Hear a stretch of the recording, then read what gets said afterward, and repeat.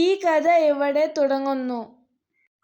എല്ലാവരും ചക്കരക്ക് വേലാണ്ടിയുടെ വീട്ടിൽ എത്തിക്കഴിഞ്ഞിരിക്കും. തന്നെ ആരും പ്രതീക്ഷിച്ചിരിക്കയില്ല.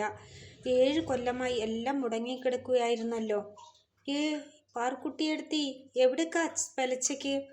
അവൾ ആനവരമ്പിൽ നിന്നും താഴോട്ട് നോക്കി. താഴത്തെ പാടത്ത് പനമ്പട്ട വിരിച്ച് 5-6 പേർ കൂടിയിരിക്കുന്നു. അവിടെ വെച്ച് വെട്ടിയ ആടിനെ അവർ പങ്കുവെക്കുകയാണ്. അവർക്കിടയിൽ എഴുന്നേറ്റ് നിൽക്കുന്ന തേക്കിൻ കരയിലെ മാധവനാണ് ചോദിക്കുന്നത്. ഞാൻ ചക്കരക്ക് പോവുക വേലയൂട്ടിന്. പാറുക്കുട്ടി നടന്നുകൊണ്ടു തന്നെ പറഞ്ഞു. ഓ, ഇക്കുറി എന്താ പാറുക്കുട്ടിയെടുത്തി വിശേഷം? മാധവൻ തട്ടകം മുഴുവൻ കേൾക്കുന്ന ഉച്ചത്തിൽ ചോദിച്ചു.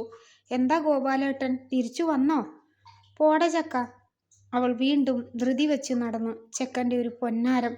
അവൾക്ക് കലിയും വന്നു. എന്തെല്ലാം അറിയണം ഇക്കൂട്ടർക്ക്. താൻ വേലയൂട്ടയ്യാലും ഇല്ലെങ്കിലും ഇവർക്കെന്താ?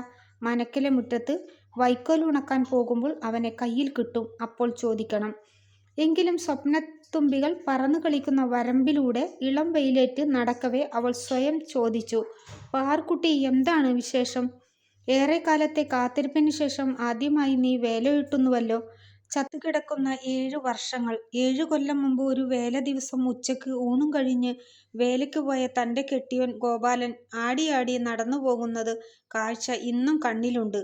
അർദ്ധരാത്രി വേല കഴിഞ്ഞ് കാളയുടെയും കുതിരയുടെയും കോപ്പഴിച്ചു ചാടിത്തളർത്ത് വേഷങ്ങൾ പിരിഞ്ഞ് അവൾ ഉമ്മറക്കോലായിൽ തന്നെ കാത്തിരുന്നു. ഗോപാലൻ വന്നില്ല.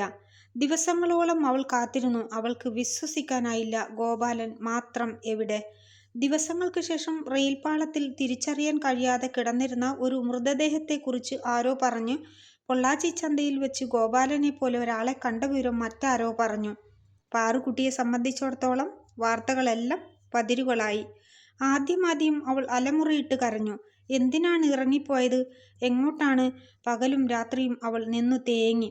ഗോപാലൻ ഇറങ്ങിപ്പോകാൻ തക്ക ഒരു കാരണവും അവൾ കണ്ടില്ല. തമ്മിൽ വല്ല വഴക്കും ഉണ്ടായിട്ടില്ല. ഗോപാലൻ്റെ ഹിതത്തിനെതിരായി അവൾ ഒന്നും പ്രവർത്തിച്ചിട്ടില്ല. ഗോപാലന് താല്പര്യക്കേടുണ്ടാക്കുന്ന വിധം അവൾ എന്തെങ്കിലും പറയുകൂടി ഉണ്ടായിട്ടില്ല. എന്നിട്ടും പക്ഷേ ഗോപാലൻ പോയി.